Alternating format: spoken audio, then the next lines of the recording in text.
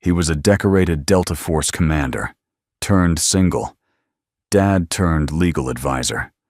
She was a billionaire tech CEO who accused him of betrayal. When he stood in court, handcuffed and silent, the world called him a criminal. But what exploded next wasn't just the truth.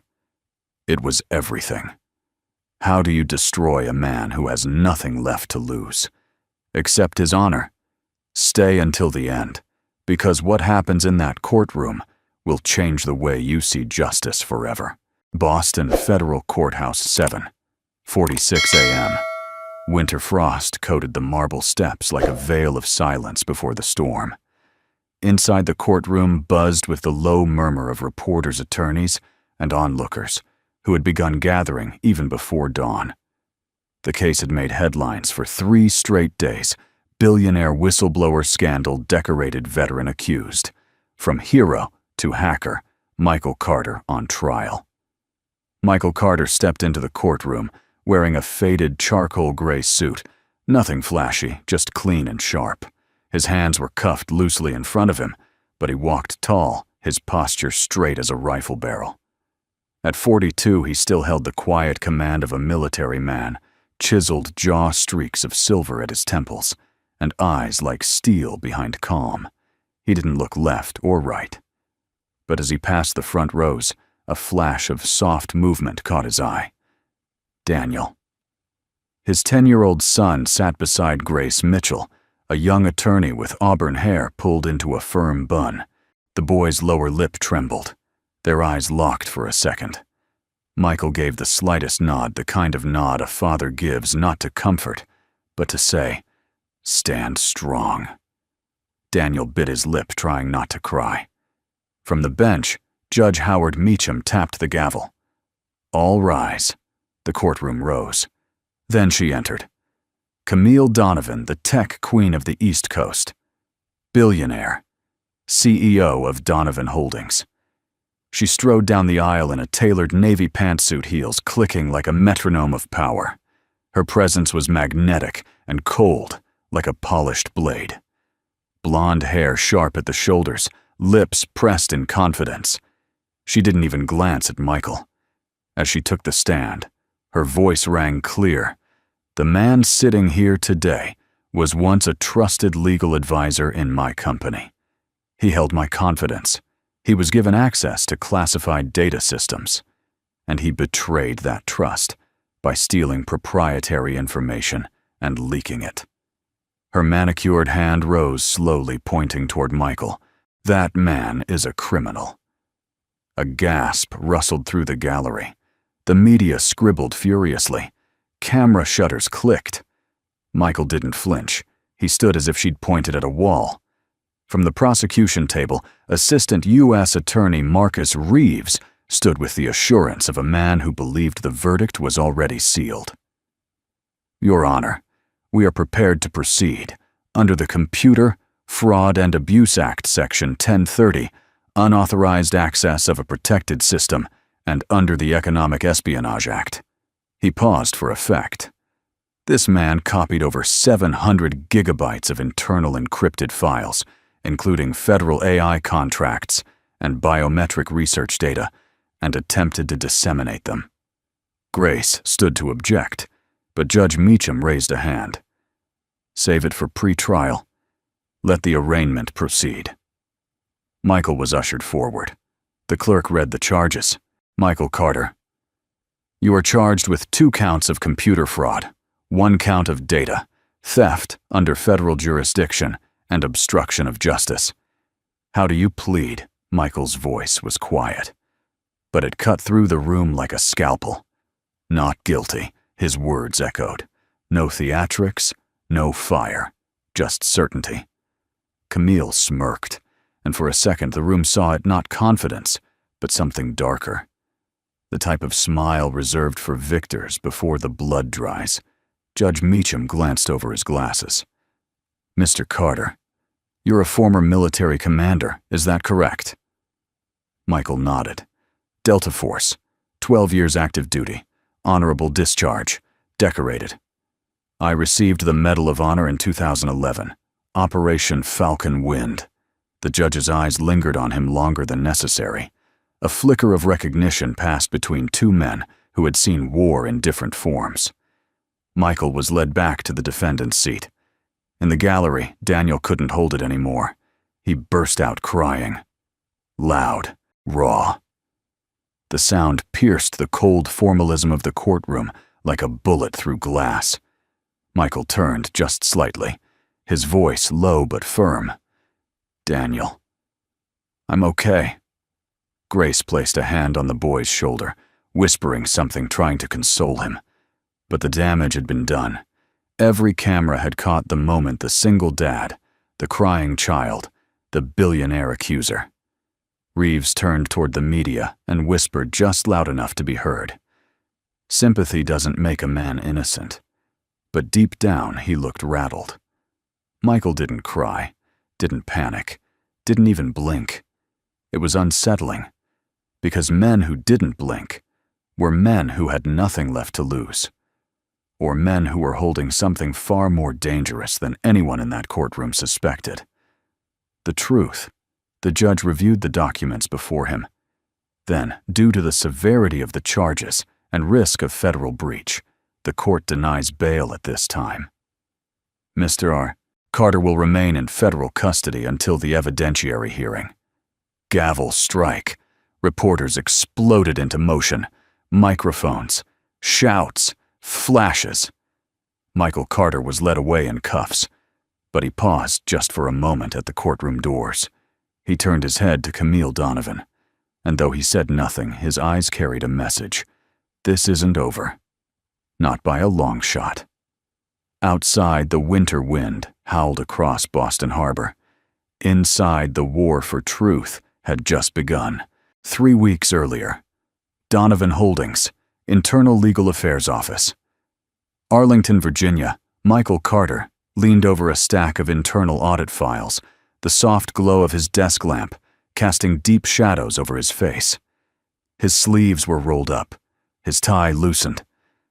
The room was quiet except for the rhythmic ticking of the wall clock and the occasional clack of keyboard keys. It was nearly midnight. Most in-house counsels would have gone home hours ago. But Michael wasn't like most. Camille Donovan had brought him in just 2 weeks prior, touting his reputation as a soldier scholar, a Delta Force legend turned Harvard-educated legal mind. His job, review internal documentation, tied to an upcoming whistleblower lawsuit filed by 2 former engineers who claimed Donovan Holdings had breached federal privacy laws. At first glance, the allegations seemed weak, standard disgruntled employee material. But something in the files didn't sit right with Michael. His fingers hovered over a line in the audit report, Level 3 biometric logs rerouted through non-disclosed secondary cloud instances. He frowned. That wasn't just a red flag. It was an entire parade. Michael dug deeper. For the next 72 hours, he barely slept, reviewing server access logs, archived employee exit reports, encrypted metadata entries. And then he found it. A concealed subdirectory labeled Ghost Mirror Alpha. It wasn't company policy. It wasn't in any compliance doc. It was a surveillance mirror.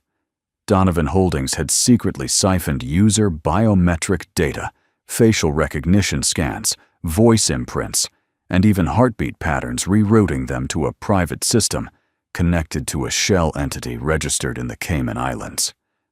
But that wasn't the worst part. There were payment trails, donations labeled as community outreach grants, wired to U.S. senators on key data privacy committees, all neatly disguised under foundations Camille had claimed were philanthropic projects. Michael sat back in his chair. It wasn't just unethical, it was criminal. And if exposed, it would shake the tech world, damage multiple federal contracts, and implicate powerful people. 2 days later, Michael Carter made a decision. He invoked the Federal Whistleblower Protection Act, a statute he knew well, and anonymously submitted a dossier to a secure Department of Justice channel. He didn't name Camille, didn't seek attention, just facts, timelines, and backup files. Then he went back to work as if nothing happened. But something had changed. The next morning, a memo arrived from Camille's office. "Michael, please, stop by the executive suite. I'd like a personal update." Her office was a fortress of glass and light, with floor-to-ceiling windows offering a commanding view of the Potomac. Camille stood facing the skyline, her reflection faint in the glass. "Michael," she said without turning, "how are we progressing?" He gave a professional summary, no emotion, no alarm. He noted areas of concern but kept his tone careful. She finally turned to face him, arms crossed. "You've always struck me as a man of principle," she said. "You believe in systems, in order." Michael held her gaze. "I believe in law."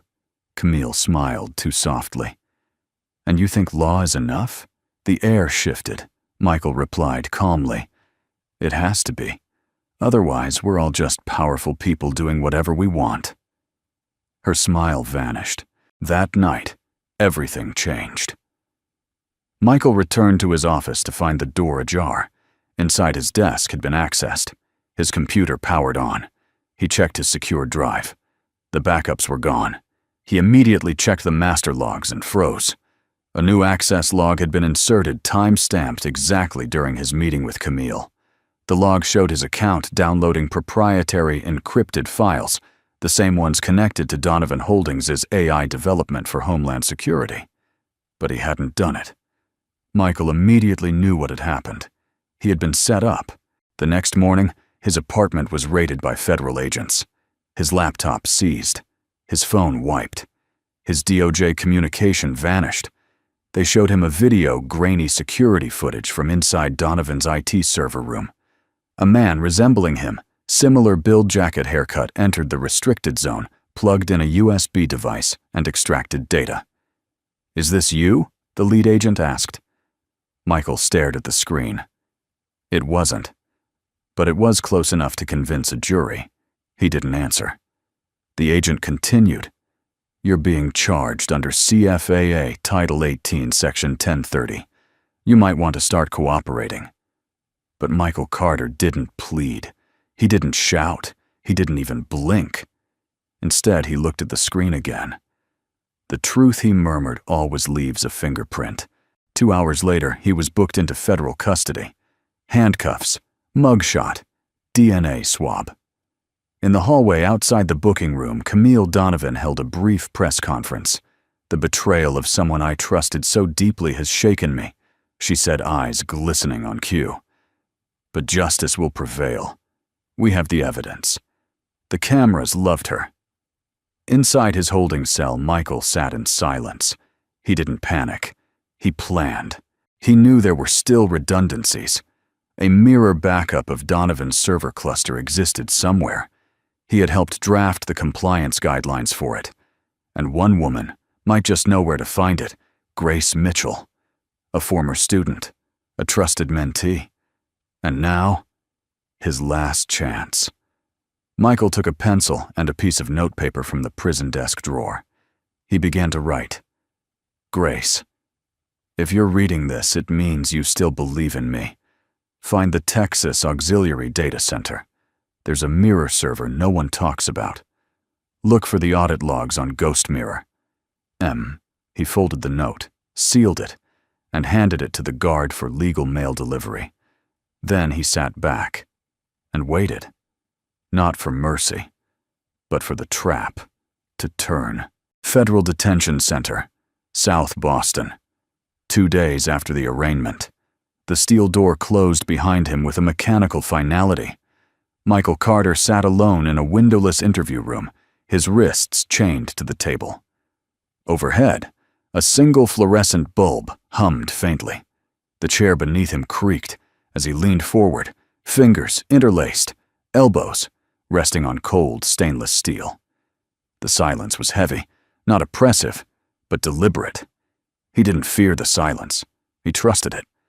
Across the table, a young public defender fumbled with a briefcase. She was new, eager, nervous. Her badge read, Lisa Benning-esque. Her voice was rehearsed, clipped, efficient. "Mr. Carter, We've reviewed the prosecution's case files. Honestly, the evidence is stacked pretty high. Between the server footage, the access logs, and the missing USB, it doesn't look good. Michael remained still. Lisa shifted uncomfortably. I'd advise we enter a plea deal. First-time offense, extenuating circumstances. Service record. We could push for 5 years. Minimum. Maybe probation with early release for good behavior. But you'd need to plead guilty to obstruction at the very least. Michael looked up slowly, eyes unreadable. Are you asking me to lie to escape the consequences of a lie? Lisa blinked. I'm asking you to survive this. He didn't respond. She tried again. Look, I know your record. Medal of Honor. Delta Force. Your service speaks for itself. But this isn't a battlefield. It's federal court. Facts win here, not medals. Michael's voice was soft, unmoving. Facts can be planted, but the truth leaves a deeper root. Lisa sighed and gathered her papers. Okay, I've done my duty to inform. I'll give you some time. But I'd think hard about it, Mr. Carter. The longer you stay silent, the more control you lose. She stood and knocked on the door. The guard opened it, and she disappeared. Michael remained still. He had thought hard about it. For weeks. And he knew silence was a weapon when used precisely. You don't shout when the enemy's listening. You wait. That afternoon, Grace Mitchell arrived with special clearance. The guard eyed her suspiciously. He doesn't talk much, you know. Not even to his lawyer. I'm not just his lawyer, Grace said as she signed the logbook. I'm his student. Grace stepped into the room and sat down without waiting for permission. The last time she had seen Michael in a courtroom, he was giving a guest lecture at Harvard on the ethics of national security law.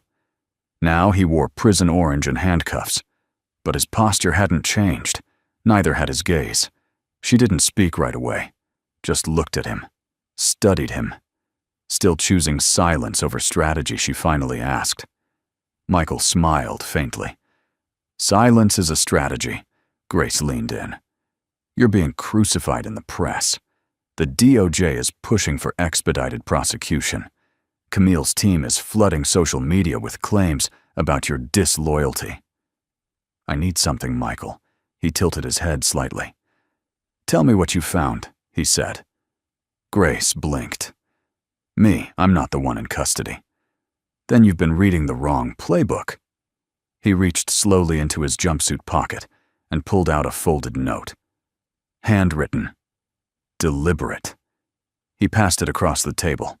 Grace unfolded it and scanned the short message biannual compliance audit mirrored backup server facility in West Texas. Find the file tag Ghost Mirror Phoenix. You'll know it when you see it. Her breath caught. Michael, if this exists, it could blow the case wide open.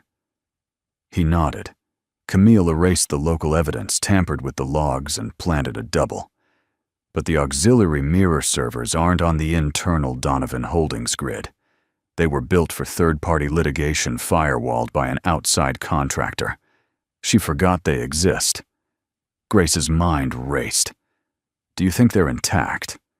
They were under federal compliance protocols. She didn't have time to reach them all. Grace stood. Then we need a court order. Number. Michael's voice stopped her. You need Major Dean Collins. Grace's eyes widened. Your old XO, Michael nodded. He's a civilian now, but he still consults for the Office of the Inspector General. He can legally enter the server site as part of a citizen compliance audit. Grace processed it all, then asked the question lingering beneath the surface. Michael, why didn't you tell me any of this sooner? His answer came slowly, because the deeper the trap, the more convincing the fall. Camille built a perfect story. The rogue soldier, the betrayed boss, the federal leak. But when you let someone believe they've won too early, they stop looking for the second move. He looked at her with those storm gray eyes. And I never make my move until I've seen the whole board. That evening, Grace stood outside the prison gate, snow beginning to fall again. She dialed a secure number and waited. Dean Collins, the voice on the other end, answered. She cleared her throat. "Dean, we need you to break into a data fortress." Legally. Inside his cell, Michael sat on the edge of the cot, staring at the concrete wall. From the hallway, he could hear two guards talking about football, laughing at memes on their phones. But his mind was far away. He wasn't thinking about the cell. He was thinking about Daniel, his son, whose face trembled that day in court. And he was thinking about Camille Donovan, who believed she'd buried him under perfect lies. "You were smart," he murmured to himself, eyes calm. "But you forgot one thing." He reached into the sleeve of his jumpsuit and unfolded a small paper his son had drawn for him the week before his arrest. A stick figure, a flag, a note in messy crayon. "My dad is a hero, not a hacker." Michael smiled faintly and whispered, "You forgot who taught me how to survive." Donovan Holdings. Headquarters. Downtown Manhattan, executive floor. It was a Thursday morning, and the press conference room on the 48th floor had been transformed into a media theater. Blue backdrops branded with the Donovan Holdings logo flanked the podium. A ring of cameras glowed red, locked in on the woman at the center of the nation's newest digital scandal. Camille Donovan stood at the microphone, poised, powerful, perfect. Behind her twin screens displayed the company motto, "Tomorrow, secured today." She wore an ivory blazer with a small American flag pinned near the collar. Every strand of her golden hair was in place. Her tone was measured, her voice, the practiced cadence of a woman who had stood before cameras more often than courts. As a leader in national tech infrastructure, Donovan Holdings has always placed security ethics and innovation at the forefront of our mission. A pause. Then a subtle glance down at her pre-written script, which is why I was devastated to learn that one of our trusted legal consultants, Mr. Michael Carter, had violated that mission by stealing encrypted internal research and attempting to weaponize it. Click, click, click. Cameras flashed in synchronized bursts. "This betrayal is personal to me. I gave him access. I believed in his sense of duty. But as we've now learned, even those who once wore medals can fall to temptation." She paused again, allowing the words to simmer in the minds of the watching public. In the front row, a CNBC reporter mouthed, "Got her headline." Downstairs in the server operations department, Colin Myers adjusted his wire-rimmed glasses, watching the press conference through his desktop stream. He was Camille's senior compliance officer. 32. Brilliant. Mild-mannered. Loyal. But his fingers trembled slightly as he reached for his coffee mug. Something was wrong. Very wrong. 3 days ago, Camille had ordered a deep purge of Level 3 data redundancies. That wasn't abnormal. In high-level litigation, data cleanup could be part of legal strategy. But when Colin cross-checked the digital deletion log this morning, he found something odd. There were file markers labeled with a compliance tag he'd never seen used in standard Donovan procedures, FCC Level 7 mirror. That level didn't exist in their protocol. He dug deeper, bypassing access firewalls only the CTO was supposed to navigate. It was risky, but curiosity pushed harder than fear. What he found stopped his breath. A sealed compliance record from federal oversight, listing Michael Carter as an auxiliary data security advisor under contract during the internal audit window. The document bore the emblem of the Department of Commerce and the Office of Technology Ethics. Colin sat back. He wasn't just a legal consultant, he whispered. He was reporting under federal cooperation. Why would Camille hide that? Unless... His eyes narrowed as he opened a secondary server map. A small node lit up on the southwest edge of the cloud diagram labeled Texas Auxiliary Vault, Phoenix Mirror. He clicked it. Access denied, encrypted, and yet still there. still untouched, which meant she didn't know it hadn't been erased. Not yet. Executive Suite. 20 minutes later, Colin stood outside Camille's glass office, hands clammy, heart-hammering. Through the clear partition, he watched her sip tea and dismiss the remaining PR advisors. When she finally looked up and saw him, her eyes sharpened instantly. "Colin," she said, voice cool. "Come in." He stepped inside and closed the door softly behind him. She didn't offer a seat. "What's on your mind?" she asked, glancing at her watch. I was reviewing the compliance archives for the purge report he began, and I noticed some inconsistencies. There's a tag referencing Level 7. Mirroring Camille's face remained serene, but the edge in her tone was surgical. "That's above your clearance, Colin," he swallowed. "Right. I just thought you should know. The node still exists. In Texas."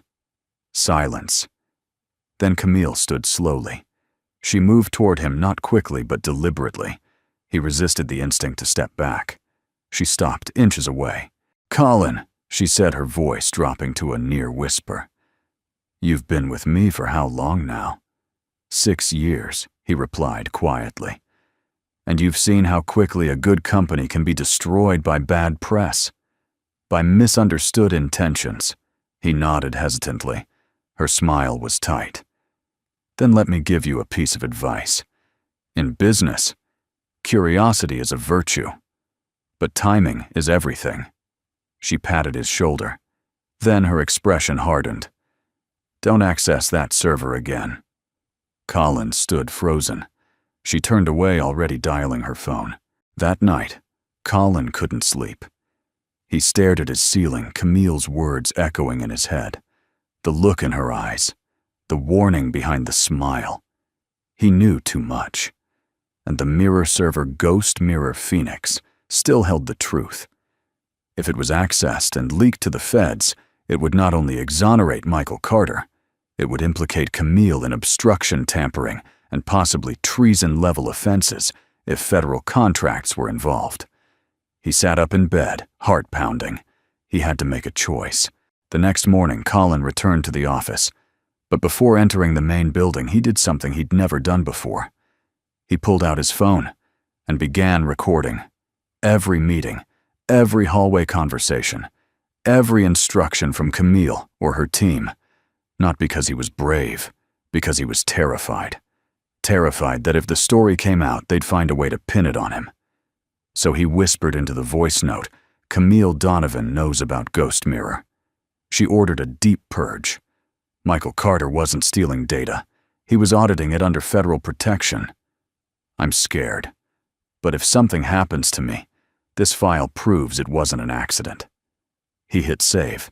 Then he backed it up to 3 locations and whispered to himself, "May the truth find light."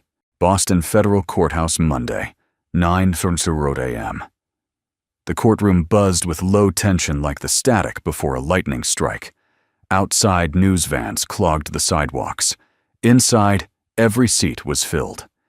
Cameramen weren't allowed, but that didn't stop reporters from scribbling every glance, every gesture. It was the first public hearing in the case that had captured national headlines. Billionaire versus war hero, the data espionage case that could shake Washington. Camille Donovan entered first, flanked by 2 attorneys in tailored suits. Her expression was neutral, but her eyes flicked confidently across the room. Grace Mitchell watched her from the defense table.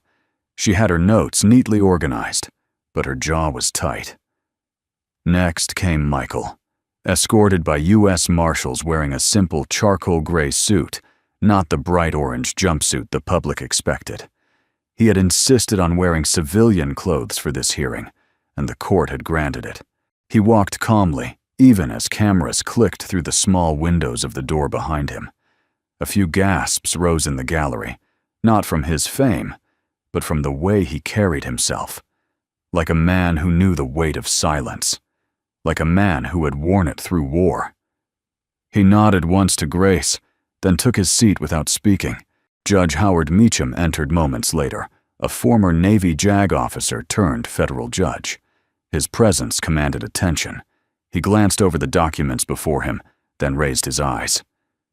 "This is a pre-trial evidentiary hearing, not a trial," he began. "Let's keep the theater to a minimum." Then to the prosecution, "Mr. Reeves, you may proceed." Assistant U.S. Attorney Marcus Reeves adjusted his tie, walked confidently to the center. "Your Honor, what we present today is clear-cut, unauthorized access to protected federal data theft of encrypted files and intent to sabotage national-level infrastructure." He tapped on the monitor screen. A video began playing. A grainy black-and-white feed showed a man in a suit entering a secured server room. He approached a terminal, plugged in a device, and began extracting files. Reeves narrated, time-stamped 8:47 p.m. 3 weeks prior. Data confirms a breach of Donovan Holdings' AI biometric server clusters. He turned dramatically toward the gallery. And the man on screen matches Mr. Carter's build posture and appearance. A few heads nodded. The room tensed. Reeves added, "We also have digital logs showing Carter's credentials were used to access the firewall." He walked back to the bench. "No further elaboration is needed. We request this proceed to trial under expedited schedule." Grace stood calmly. "Your Honor, the defense contests both the admissibility and the integrity of this so-called evidence." Reeves scoffed. Grace turned. "First, the footage is unclear. It could be anyone of similar height and build. No facial confirmation, no retinal scan, just shadows." She clicked her own monitor. A slide showed Michael's verified location at the exact timestamp, a veterans PTSD support center in western Massachusetts. There, he was sitting in a circle of 10 men, a time-stamped surveillance photo, signed witness statements, even a group photo with the center's director. Michael laughing softly, not stealing data. The judge leaned forward, eyebrows raised. And Second Grace continued, "The firewall logs the prosecution referenced are not the only records." She paused. Donovan Holdings' internal system was scheduled for automated credential syncing that night. Mr. Carter's ID was cloned using admin escalation. He never physically accessed the servers. She placed a printed report before the judge, redacted, but official. Reeves stepped forward, voice tight. "Those logs are circumstantial, and so is your footage." Grace snapped back, calm but sharp. "But we have GPS metadata, a verified alibi, and soon a forensic mirror of the server proving tampering." Judge Meacham raised a hand. "That last part, do you have it now?" Grace hesitated. "Not yet. But we are securing it as we speak." Camille smiled faintly at that. The judge looked at Michael. "Mr. Carter," he said, "do you wish to add anything?" Silence settled over the room. Grace turned toward him, gently shaking her head. "Let it go," her eyes warned. But Michael stood, uncuffed, straight-backed, and stepped forward. "I do, Your Honor." Reeves looked smug. The judge raised an eyebrow. "Do you have legal training?" "Mr. Carter." Michael nodded once. Harvard Law class of 2011, magna cum laude. "I worked in federal litigation for 5 years before joining the military." The courtroom shifted. Camille's eyes narrowed. Michael continued. "I didn't steal anything. I was hired to protect Donovan Holdings from legal exposure. What I discovered was a system designed to undermine consumer privacy, manipulate federal contracts, and erase accountability." He let the words hang. "I reported it lawfully under the Whistleblower Protection Act." A murmur ran through the room. Reeves objected. "There's no proof of such communication. I didn't say I sent it from my home computer," Michael interrupted, voice calm. "I sent it from a DOJ-approved secure node while on site at Donovan Holdings." Judge Meacham turned sharply. "Are you saying you acted as a cooperating informant?" Michael nodded.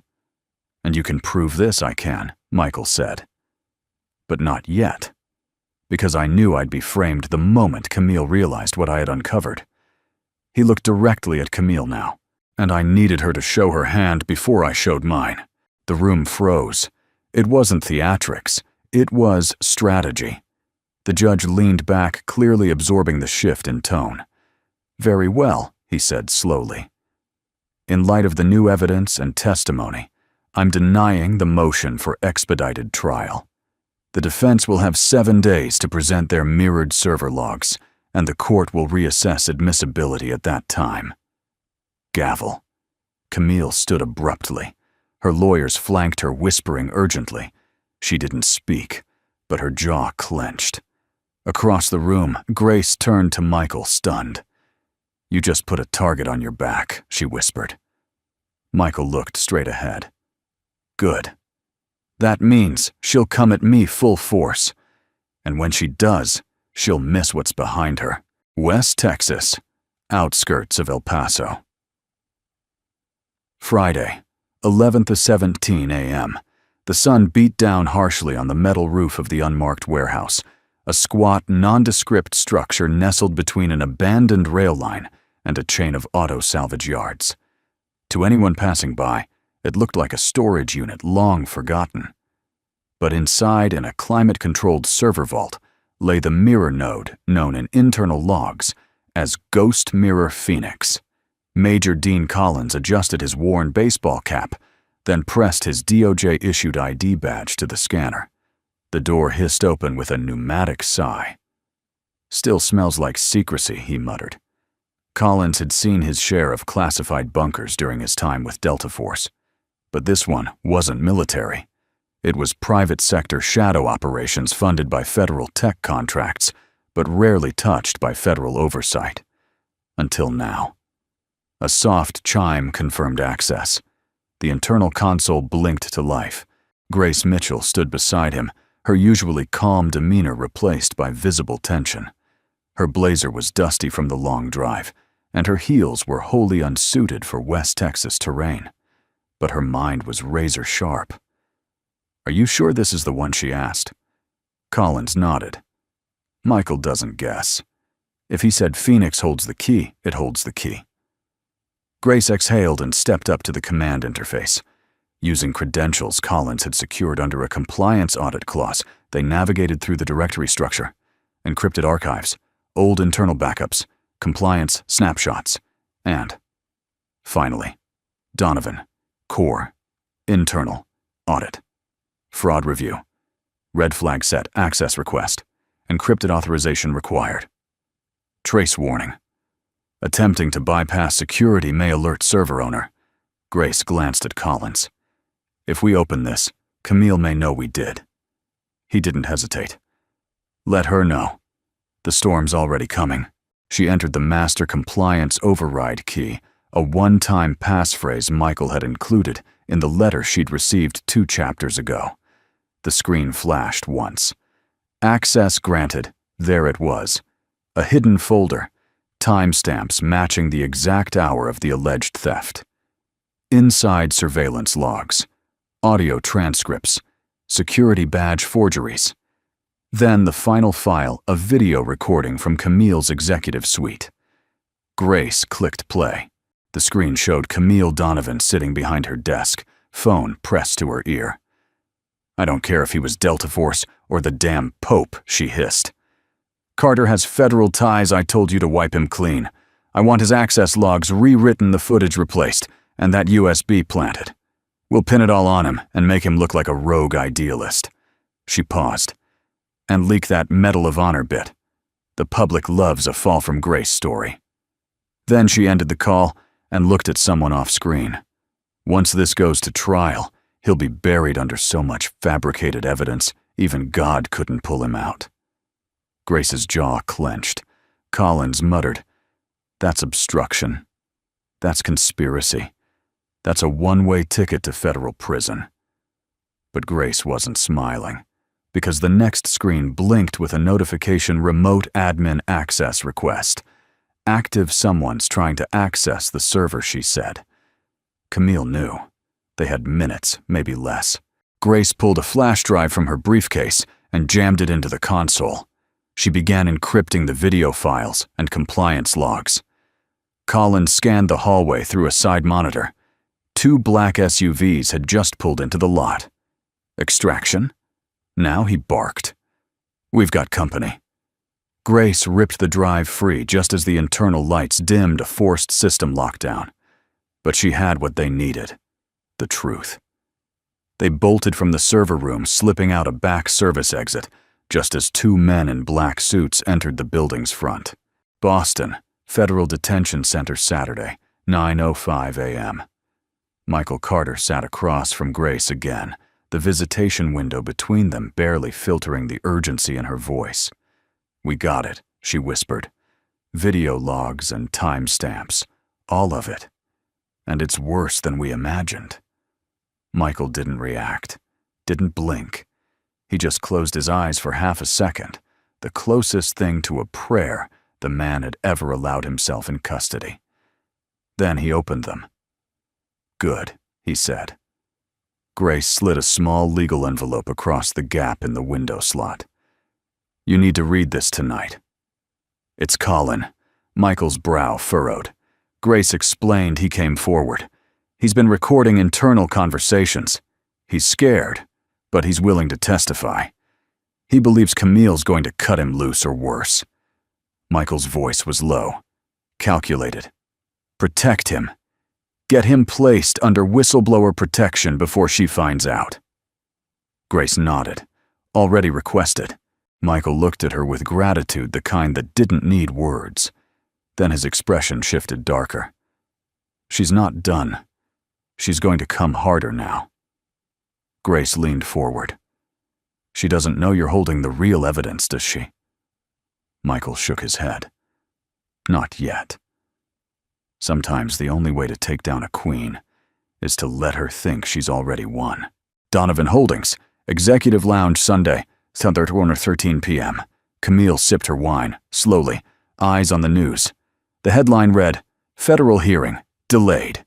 Defense claims, new evidence." She smiled coldly. Then her phone lit up. "Unknown, caller." She answered, voice, cool, "Speak." A male voice, her inside contact at the Phoenix vault. "We were too late. Someone got in. They took everything." Camille didn't speak.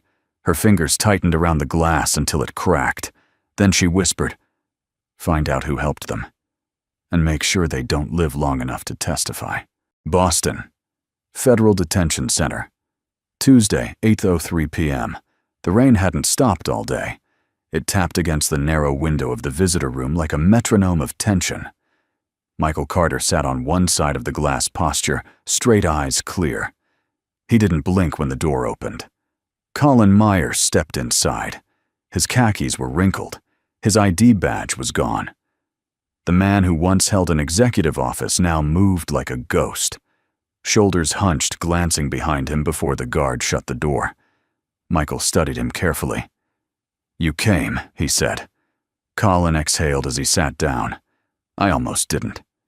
"You did. That's what matters." They stared at each other for a long moment. Rain. Fluorescent buzz. Silence. Colin finally spoke. "I know what Camille did. I was there when she ordered the evidence planted, when she told the board you'd be the fall guy. I didn't stop it. I didn't even question it." Michael's voice was steady. "Why now?" Colin looked away. "Because I'm not like her. I don't want to be." Then he leaned forward, lowering his voice. "She's unraveling. After you stalled the trial, she started asking questions about who accessed Phoenix, about who leaked to Grace. I think she suspects me." Michael's gaze sharpened. "Do you have copies?" Colin nodded. 3 encrypted drives, 1 with my attorney, 1 off-site, and 1 in my car. Michael didn't react, but inside he understood the risk. If Camille traced any of those drives, "She'll come for you," Michael said quietly. Colin swallowed. "She already has. Someone's been following me. I saw the same black SUV outside my apartment last night, and again this morning at my gym." "I'm scared, man." Michael leaned forward, voice low and certain. "Then you testify. Now." Not next week. Not later. Now. We file for emergency protective status and full whistleblower immunity. Grace can submit your recording as corroborating evidence. Colin hesitated. I don't know if I can. You can. Michael's voice wasn't angry. It was commanding, not the tone of a prisoner, the tone of a commander. You came here for a reason, Colin. You know what's right. You've always known. And this is your moment. Not to save me, but to save yourself. Colin sat still, then nodded slowly. I'll do it. Michael leaned back. Good. Call Grace when you leave here. Tonight. He paused. And Colin, if anything happens before the hearing, your statement still goes to court. Colin stood nodded once more and left rain dripping from his collar as the guard opened the door. Michael sat alone again. But something was different now. The scales were starting to tip. Later that night, Cambridge, Porter Square intersection. Colin drove carefully, hands gripping the wheel. The streets shimmered with reflected traffic lights blurred by the steady downpour. He had just spoken to Grace. She was preparing an affidavit. Said they'd meet in the morning. Said he was doing the right thing. But now, as he approached a red light, his dashboard camera flickered. For just a second. He frowned. Then noticed the headlights in his rearview mirror. 2 cars, back low-slung tinted windows. Again. He took a left. The car followed. His heart raced. He turned right. The same. Colin's palms began to sweat. Maybe I'm paranoid, he whispered. Then the car behind him sped up. Fast. Too fast. His eyes widened. No. The black SUV slammed into his rear bumper. His car fishtailed tires screeching across wet pavement. Before he could recover, a second vehicle clipped his side, sending the compact sedan spinning into the intersection. Glass shattered, metal crumpled, and then silence, except for the rain. Wednesday, 3:40 a.m. Grace Mitchell's phone rang. She sat up in bed, blinking against the light. Hello, this is Detective Ruiz with Cambridge PD. I'm calling about your client, Colin Myers. She froze. No. Please, no. What happened? He was involved in a car accident. We're still investigating. Initial findings suggest a high-speed collision. His vehicle was forced off the road. Witnesses said it looked intentional. Grace closed her eyes. Is he? A long pause. I'm sorry. He died on impact. Later that morning, Boston Federal Courthouse. Interview room. Michael sat quietly as Grace delivered the news. She didn't sugarcoat it. She didn't cry, but her voice trembled. Michael's fists clenched under the table. They silenced him, Grace said. He was hours from filing testimony. Now it's gone. Michael didn't move. Then, not all of it. Grace frowned. He leaned forward. Colin told me he backed up the files to 3 locations. His car, his attorney, and 1 other. Grace caught on. We need to find his attorney. I already gave you his name. Check the envelope I handed you Monday. Page 3. She opened her folder, scanning the documents again. There it was. Eric Landon, J.D. Landon and Cruz, LLP. Grace stood. I'll find him. Michael nodded. Then softer. She's showing her teeth now. But the more violent her moves, the more clearly the court will see her for what she really is. Grace looked at him. A predator. Michael shook his head, a liar afraid of losing control. Meanwhile, Camille Donovan's penthouse office. She stood before the floor-to-ceiling window, rain streaking the glass behind her. Her phone buzzed. A text. The Myers problem is resolved. She stared for a moment, then deleted it. Her reflection in the glass looked back at her immaculate, powerful untouchable. But for the first time in days, her hand trembled. Because she knew something Colin never did. There was still one piece on the board she hadn't accounted for, and he was still watching, waiting, and very much alive. Boston Federal Courthouse, Courtroom 3B, Thursday, 10:02 a.m. Rain poured like judgment outside, tapping relentlessly against the stained glass windows of the courthouse. Inside, the temperature was cool, as if the marble itself refused to pick a side. But today, something was different. The people weren't just curious. They were watching, listening, hoping. This wasn't just another high-profile hearing. This was the day the world would finally hear from Daniel Carter, the 10-year-old son of the man America once called a hero, and now branded a traitor. Michael sat at the defense table, wrists free posture, calm, but his jaw tightened as Daniel entered through the gallery side door, holding Grace Mitchell's hand. Daniel wore a navy sweater. His hair was neatly combed. His eyes searched the courtroom nervously, then locked with his father's. Michael gave him the same nod he always did, the one that meant, "You're safe. Speak truth. I'm with you." Judge Meacham adjusted his glasses as the courtroom settled. "We will resume with pretrial motions. However, I've received a request for an amicus allocution under minor protection guidelines. I've reviewed the motion." He glanced at Grace. "Counselor Mitchell, you are certain the child wishes to address the court of his own volition?" Grace stood. "Yes, Your Honor. Without coercion." The judge looked toward Daniel. "Mr. Carter, you understand you're not required to speak. This court will not think less of you if you choose silence." Daniel looked up. His voice was soft, but unwavering. "I want to speak, please." Meacham nodded. "Approach." The courtroom hushed. You could hear the raindrops outside. Daniel stepped forward, hands slightly shaking. He climbed onto the small stool prepared for him near the judge's bench, just to the right of the witness stand.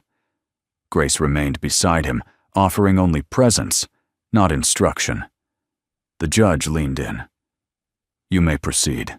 Daniel looked around.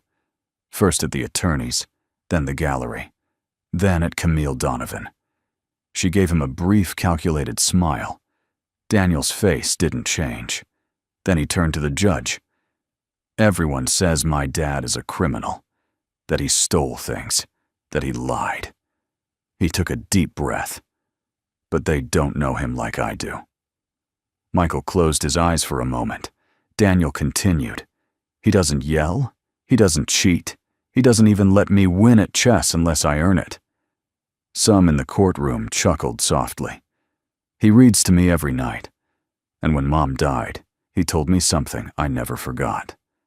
His voice caught, but he pressed forward. He said, "Son, life won't always be fair, but we can always be fair." Judge Meacham leaned forward slightly. Daniel looked up at him. "My dad doesn't lie. He helps people. He used to work at this center where veterans who had no place to live would come get help. He fixed their paperwork, found them jobs. Sometimes he used his own money to buy their medicine." He paused. The silence wasn't empty. It was full. "I know what it looks like. But sometimes, people like my dad get punished for doing the right thing, and that's not fair." Then finally, he looked directly at Camille Donovan, and the room held its breath. "You don't get to smile when you hurt good people." Camille blinked, just once. But it was enough. Enough for the room to feel something shift. Daniel turned back to the judge. "Please don't treat him like a criminal. He's my dad.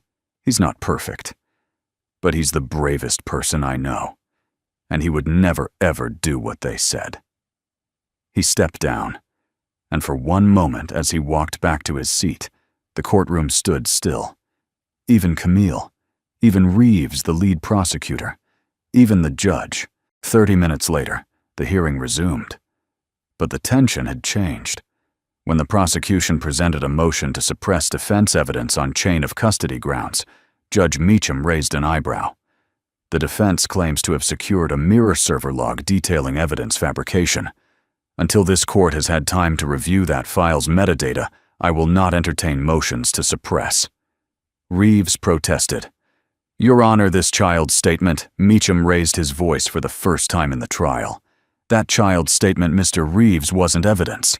It was humanity. And it reminded this court and you that justice is not measured solely in gigabytes and timestamps." He paused. "It's measured in truth, and I intend to find it." Motion denied. Outside the courthouse, that afternoon, a light drizzle still fell, but the energy in the air had shifted. Reporters swarmed Grace and Daniel as they exited the courtroom steps.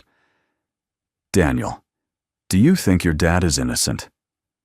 Ms. Mitchell, was that statement rehearsed? Grace held up her hand. No comments at this time. But Daniel turned to the cameras and said 4 words that trended nationwide within hours. "Heroes don't fake files." Meanwhile, Camille Donovan's penthouse office. She watched the clip on loop. Her glass of wine remained untouched, her smile gone. She turned to her legal strategist. How bad he didn't sugarcoat it. Public sentiment just flipped. "That boy went viral. The press is calling you the queen behind the curtain." Our stock dropped 6% in 2 hours. Camille stood pacing slowly. Then we hit back. He hesitated. How she turned to him, eyes cold as glass. "We burn the goodwill. Find anything in Michael's military record we can spin. Bar fight, harsh interrogation, allegations. I don't care if it was redacted. Leak it. I want the hero turned villain before sunrise." That night, back in detention, Michael sat alone in his cell, reading the newspaper Grace had brought him. On the front page, a photo of Daniel speaking in court. He ran his fingers over the ink gently, as if it were made of glass. Then he whispered to himself, "You made them hear what I couldn't, son. Now it's my turn to finish this."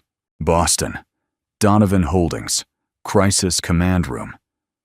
Friday, 7 to 12 a.m. Camille Donovan hadn't slept. She stood before a wall of screens streaming national news stock tickers and social sentiment graphs. The boy Daniel Carter had gone viral. Every network ran the same clip. "He's my dad.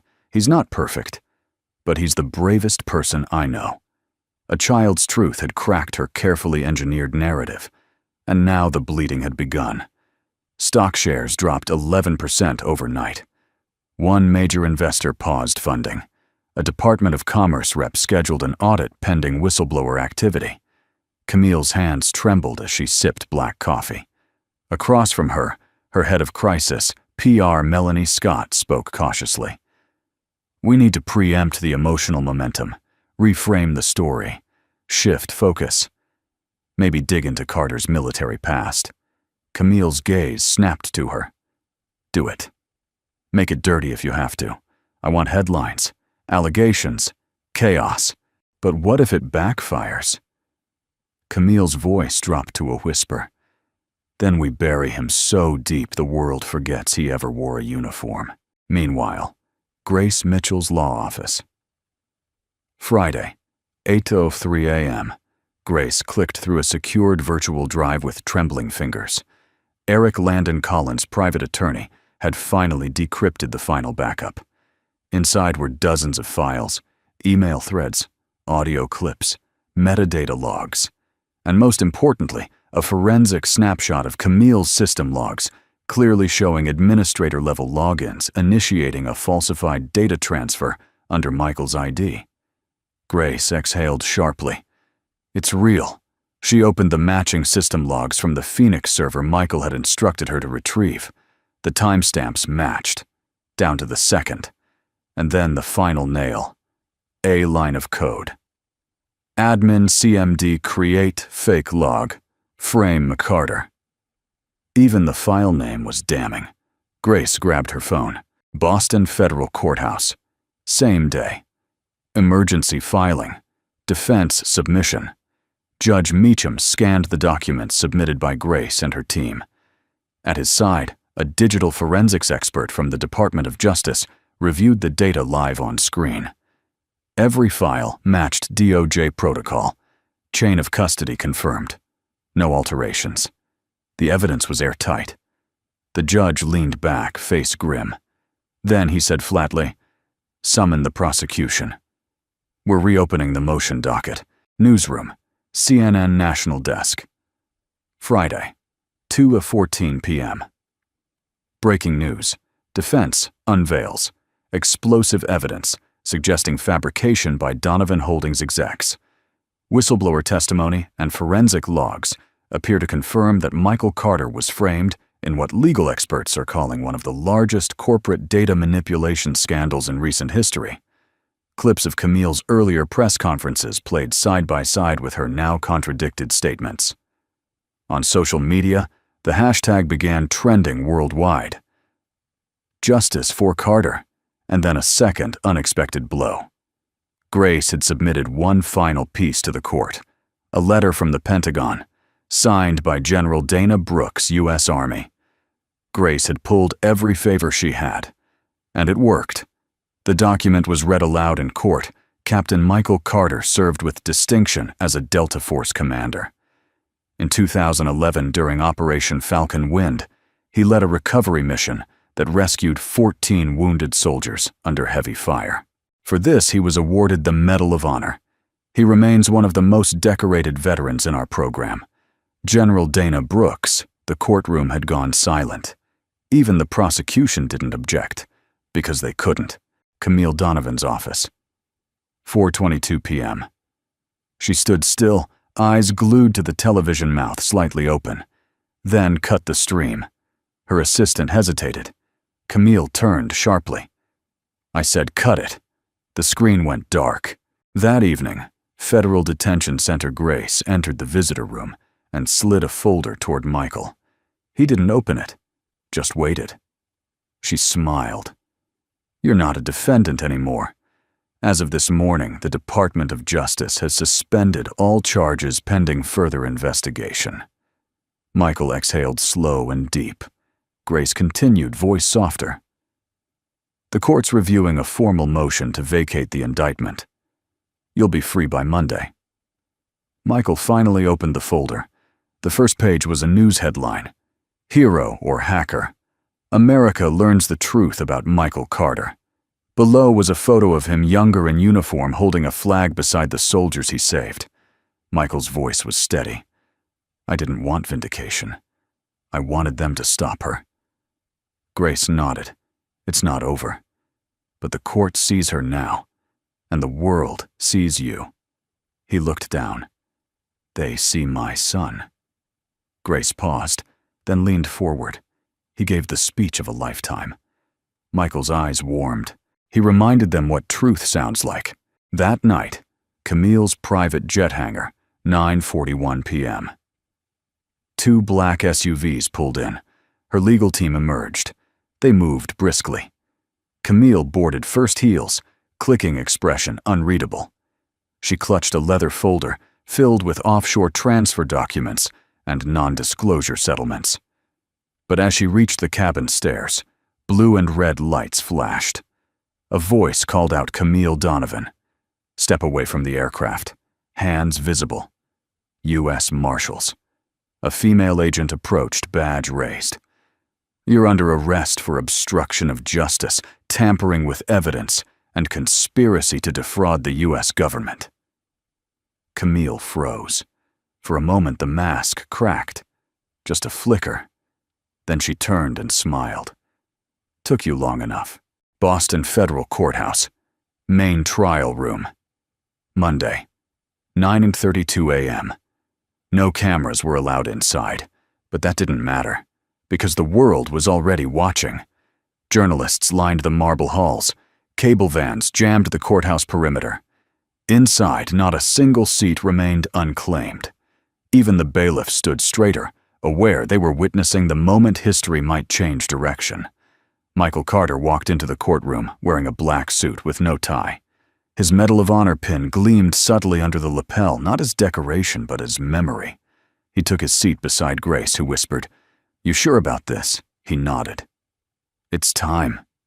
At the prosecution table, Marcus Reeves was pale. He hadn't spoken to Camille in 3 days. Her arrest at the private hangar had shaken the entire case, but he didn't pull out, not yet. Judge Howard Meacham entered, his expression unreadable. Court is now in session. He shuffled a set of printed transcripts and looked over his glasses. Before we proceed with the vacatur motion and dismissal review, the defense has requested to enter into record one final piece of evidence, a visual recording withheld due to national security clearance. He paused, looked at Michael. Mr. Carter, are you prepared to proceed? Michael stood, voice steady. Yes, Your Honor. Grace inserted a flash drive into the courtroom system. The lights dimmed. On the screen, a surveillance video flickered into view, time-stamped 4 weeks prior. The room Camille Donovan's executive suite. The angle top-down, slightly tilted, but clear. Camille sat behind her glass desk, speaking on the phone. I don't care if Carter was a federal informant. He walked in too close. You wipe him. I want a story the press can chew on. Get his credentials into the system. Make him look like a vigilante. The rogue veteran archetype plays well. She poured herself a drink, then turned to a figure off-screen and said, and make sure the footage shows him plugging in the USB. Doesn't matter if it's blurry, it just has to look real.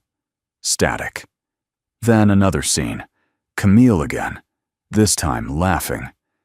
You know what the public loves more than a hero watching him fall. The video ended. Silence. For a full 5 seconds, no one in the courtroom breathed. Then came the whisper, not from one person, but from the collective weight of realization breaking through she.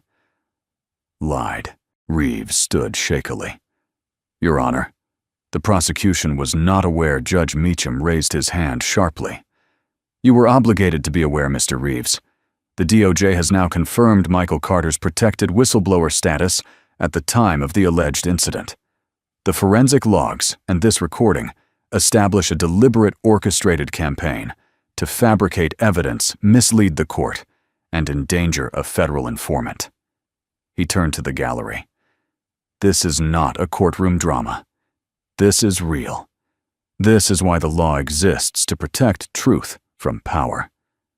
He turned back to Michael.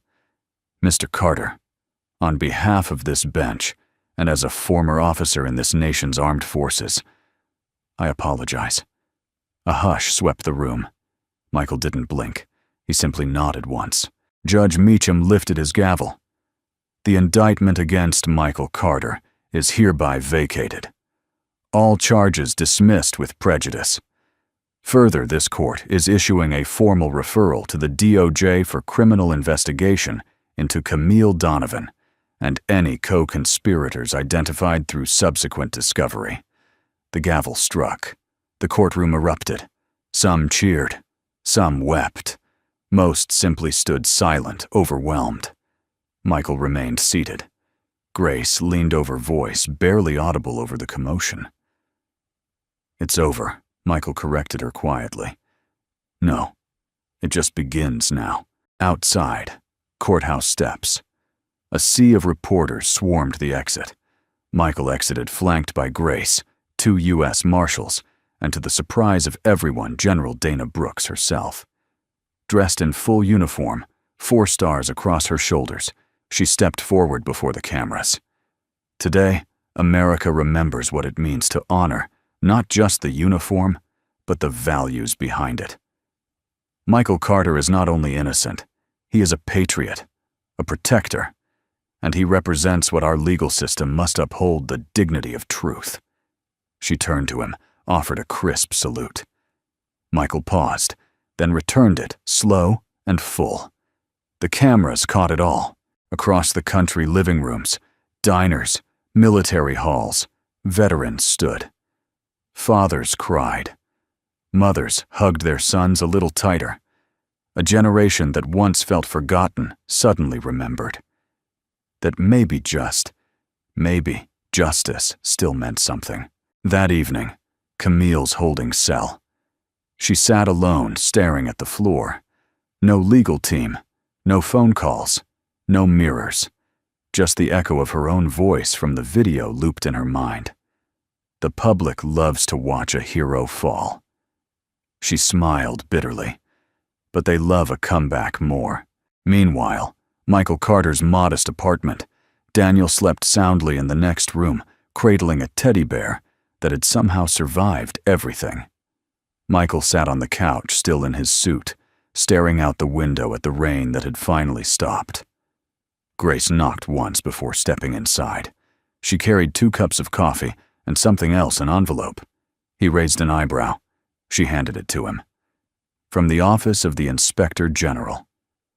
They want you to head a national initiative for legal support to veterans, funded by a newly restructured Donovan Foundation. Michael looked at her. She agreed to it. Grace nodded. Part of her plea deal. She wanted something good to come from the wreckage. Michael opened the envelope. Inside a formal offer. And a blank check, not of money but of purpose. He looked over at Daniel's door, then back at Grace. Let's make it count. Metropolitan Detention Center, Brooklyn, New York. 2 weeks later. The concrete walls didn't echo like in the movies. They swallowed sound, muted voices, muted identities. Camille Donovan sat on the edge of her steel-frame bed, staring at her hands. They were no longer adorned with diamonds or gold, just calluses, skin dry from the industrial soap. Her hair, once sculpted by stylists, now fell loosely over her shoulders. She wore a gray jumpsuit, no heels, no power suit, no podium, just silence and memory. Each day blurred into the next. Meals at 6 a.m., 12 p.m., 5 p.m., lights out at 9:30. No mirrors, no glass, no filters. And yet, in that brutal plainness, she saw herself more clearly than she ever had. She remembered the girl she used to be, the one who studied finance at Columbia on scholarship, who dreamed of building something bigger than herself, who once told a dying professor, "I'll change the world with technology and truth." But somewhere between IPOs and campaign donations, truth became negotiable. And Michael Carter, the man she'd buried in lies, had reminded her what real power looked like. It wasn't in headlines. It was in stillness, in dignity, in a 10-year-old boy standing in court saying, "You don't get to smile when you hurt good people." Camille had smiled, until now. That morning, a letter arrived, slipped under her cell door. No return address, just her name. She opened it slowly, expecting threats or condemnation. Instead, she found something she never anticipated. Forgiveness. Camille, you tried to destroy me. You nearly did. But I've been destroyed before on battlefields and hospital rooms, in quiet nights, staring at ceilings I wasn't sure I'd see the next morning. What you did hurt. But it doesn't define you. I don't believe anyone is born evil. I believe people get scared. And sometimes, scared people do monstrous things to protect what they're afraid of losing. But fear only owns you if you feed it. You have a choice now to let this cell become your end, or your beginning. Whatever you choose, I forgive you. Michael Carter. Camille stared at the letter for a long time. Tears welled up, not from guilt, from relief. Because somehow, the man she tried to bury had offered her a ladder. Now it was up to her whether she climbed it. The next day, Federal Courthouse Mediation Room. Camille sat across from a panel of Justice Department attorneys. Her wrists were uncuffed. This wasn't a trial. This was a negotiation. A path to redemption conditional and narrow. Ms. Donovan, the lead attorney, said, "As part of your plea agreement, you've expressed willingness to transfer the majority of your holdings into a public trust." "Is that still your intent?" Camille nodded. "Yes," another attorney chimed in. "And you wish for that trust to be named." Camille glanced at the window, where faint sunlight pierced through security glass. Then she smiled. Soft. Honest. Real. The Carter Foundation for Justice. 1 week later. Michael's office. Boston Legal Aid for Veterans.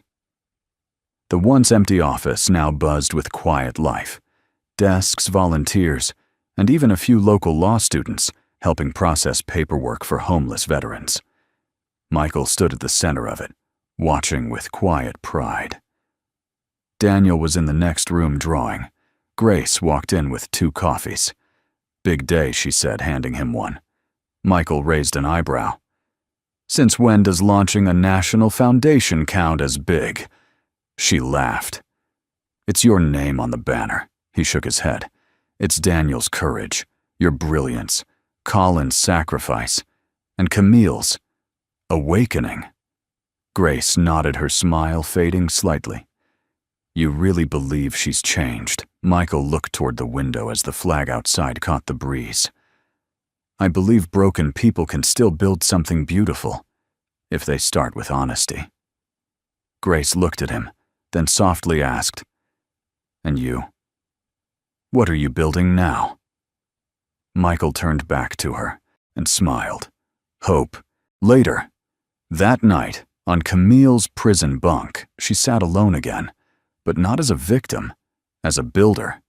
She was reviewing applications for her first law degree course behind bars. She'd requested permission to sponsor a legal education program for women in federal detention. One guard joked she was trying to buy karma, but she didn't care. For once, she wasn't performing. She was repairing. One truth at a time. East Coast Reintegration Center, New Hampshire.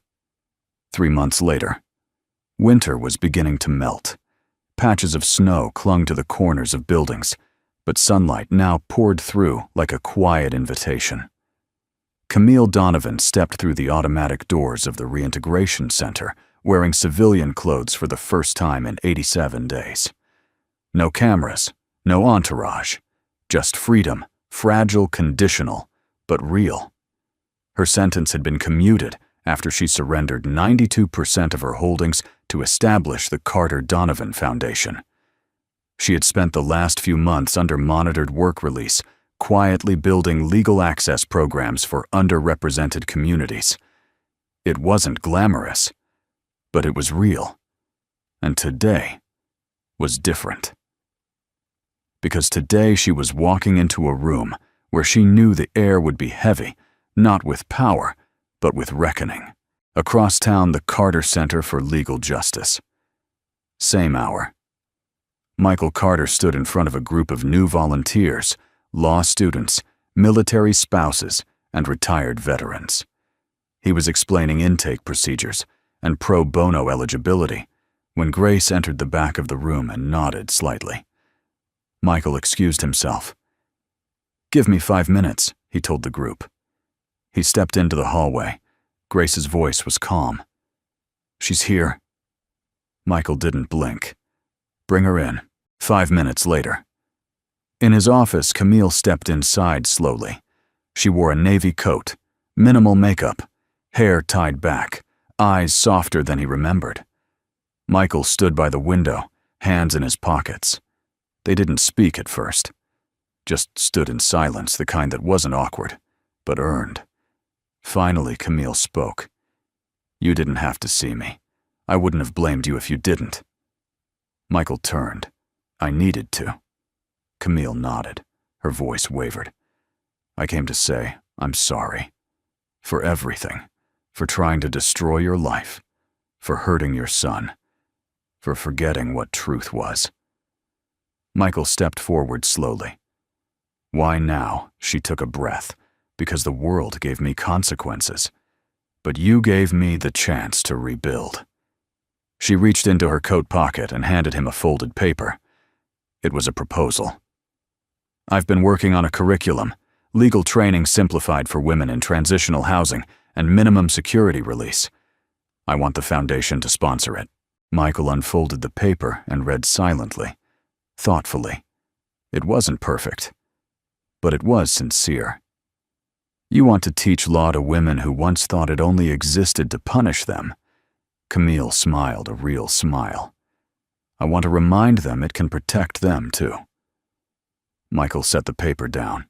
He looked at her, not as an enemy, not even as a former adversary, but as a woman who had walked through fire and chose not to come out carrying more flames. You're different. She nodded. I'm not fixed, but I'm facing the right direction. They stood in silence again. Then Michael asked the question neither had dared to speak aloud.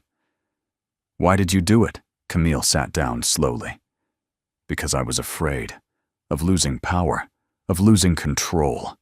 I built everything I had on an image, and you, with your quiet integrity, your unbending decency, you threatened to shatter it without even raising your voice. She paused. So I tried to break you before you broke my illusion. Michael absorbed every word. And then he simply said, I wasn't trying to break anything. I was just trying to protect the truth. Camille looked up, tears in her eyes. And now, you've protected me too. Later that day, Foundation launch event. Under warm spring light, the official banner was raised. Carter Donovan Foundation for Legal Justice and Veteran Empowerment. Dozens of attendees clapped politely as the mission statement was read aloud. Michael stood on stage. Daniel stood beside him, beaming. And just behind the crowd, not drawing attention, stood Camille. She didn't speak, didn't step forward. She just watched and smiled. That evening, outside the center, Camille was about to call a rideshare when Michael stepped outside. He handed her a cup of coffee. No camera flash, no microphones. Just thanks. She accepted the cup. For what? He looked at her. For choosing to turn toward the light. Camille looked toward the building where dozens of people were receiving help because two former enemies had chosen to work together. I spent my life chasing power, but it never gave me peace. Today, I handed a woman a packet for her expungement application, and she cried. Not because she was free, but because someone believed she was worth freeing. Michael nodded slowly. That's real justice. Camille looked at him. And what about you? What's next? He smiled gently. I'll raise my son. Keep building. Keep serving. She nodded, then whispered. You never raised your voice, but you taught me the loudest lesson of all. Michael took a sip of his coffee and replied, the truth doesn't shout. It stands. 1 year later, Cambridge, Massachusetts. The old brick building on the corner of Hanover and 3rd used to be a forgotten post office. Now it was something else entirely. The Carter Donovan Foundation for Legal Justice and Veteran Empowerment. Inside, laughter and light filled the hallways. A group of law students helped a veteran named Joel file for disability he'd been denied for 15 years. A woman who had just completed a prison sentence cried as she held an official letter clearing her of false charges, the first expungement processed under Camille's Prison Education Initiative. And in the central conference room, 10-year-old Daniel Carter ran around a circle of chairs, holding a model rocket he'd built with leftover packaging tape and optimism. Michael Carter stood by the window, sipping black coffee from a chipped mug with Narfor 1. Dad scribbled in Sharpie. The scar from the battle wasn't visible, not on his skin, but there in his stillness was the mark of a man who had walked through hell and chosen not to build walls, but bridges. Grace entered holding a clipboard and looking as sharp as ever. Final approval just came in. We're expanding to Baltimore next quarter. Michael smiled. That's one more city where truth gets a chance. Grace studied him for a moment. You ever think about how all this started? A courtroom, a lie, a billionaire pointing her finger. Michael nodded, and a little boy standing up for his father. He looked over at Daniel, who was now explaining the physics of his rocket to a very confused volunteer. Turns out when you hold your ground long enough, light finds its way back in. Later that afternoon, Foundation Courtyard. The spring fundraiser was simple. Folding chairs, string lights, hand-painted banners. No press, no gala gowns, just people. Veterans, law students, former inmates, judges, kids, ordinary citizens. And in the center of it all, a stage. Michael stepped up to the microphone. He cleared his throat. The crowd quieted. A year ago, I stood inside a courtroom wearing a suit I didn't own, listening to people question everything I'd spent my life trying to live by. He paused, scanning the crowd. They doubted my honor, my word, my silence. But they forgot one thing. He glanced toward the front row where Daniel sat beside Camille, who for once looked content in the background. They forgot that the truth doesn't need to shout. It just needs to stand long enough to be heard. Applause erupted, not loud, but meaningful. Michael continued. This foundation isn't built on money. It's built on people. People who've fallen, been silenced, been forgotten, but who got back up and chose to help others do the same. He stepped back. No anthem played. No politician spoke. Just hands clapping and hearts remembering. That evening, rooftop of the foundation building. The sun dipped behind the old church steeples of Cambridge, casting golden hues across the city. Michael sat with Daniel, their legs dangling over the edge, sharing a peanut butter sandwich, and the silence only a father and son understand. Daniel took a bite, then asked, "Are we safe now?" Michael looked at him. "Do you feel safe?" Daniel nodded. "I do. But sometimes, I still remember when they took you away." Michael pulled him closer. "Me too. And that's okay. Scars don't mean we're broken. They just mean we've healed." Daniel leaned his head on his dad's shoulder. "I want to help people too someday." Michael smiled, kissed the top of his head. "You already did." Camille watched from below. She stood alone in the courtyard, staring up at the rooftop figures. She didn't wave, didn't interrupt, just smiled. It wasn't a politician's smile or a tech billionaire's smile. It was the smile of someone who'd seen what power really looks like. A boy hugging his father under the last light of day. Final scene. 1 week later, the Carter Donovan Foundation opened a satellite office in Detroit. A veteran who hadn't spoken in 6 years told his story for the first time. A single mother was granted custody of her daughter again. A wrongly accused inmate walked free.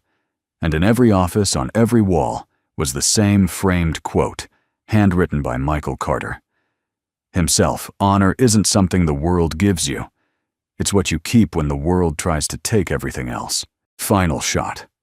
The American flag fluttered above the courthouse, not as a symbol of power, but of promise. Michael stood by the window of his office, watching people come and go. Grace walked in with a folder. Camille passed by carrying coffee for interns. Daniel ran down the hallway, chasing his paper rocket. Michael smiled. The camera pulled back, rising over rooftops, sun glowing golden over the city. And then, just before the fade to black, his voice, calm, warm, unshaken, spoke one final time. Justice doesn't always roar. Sometimes it whispers.